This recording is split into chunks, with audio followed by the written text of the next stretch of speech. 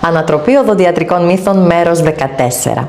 Η ορθοδοντική γίνεται μόνο στην εφηβεία. Είσαι ενήλικας με στραβά δόντια και σκέφτεσαι τώρα είναι αργά για ορθοδοντική και έτσι μένεις με τα στραβά σου δόντια. Πολλοί ενήλικες αποφεύγουν την ορθοδοντική θεραπεία όχι γιατί δεν τη χρειάζονται, αλλά γιατί πιστεύουν ότι έχασαν το τρένο. Η αλήθεια είναι ότι τα δόντια μπορούν να ισιώσουν σε κάθε ηλικία υπό προϋποθέσεις. Και όταν δεν είναι σωστά στη θέση τους, τότε δημιουργούν προβλήματα που φαίνονται με το χρόνο. Τι μπορεί να πάθει ένας ενήλικας που δεν κάνει ορθοδοντική? Δυσκολία στο σωστό καθαρισμό, μεγαλύτερο κίνδυνο για τεριδόνα και ουλίτιδα, καταπώνηση στη γνάθο και πονοκεφάλους, φθορές στα δόντια από κακή σύγκληση.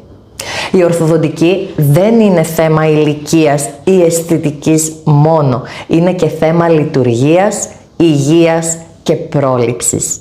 Ακολούθησε τον Dr. Smile για να ενημερώνεσαι, γιατί η ωραιότερη καμπύλη πάνω σου είναι το χαμόγελό σου.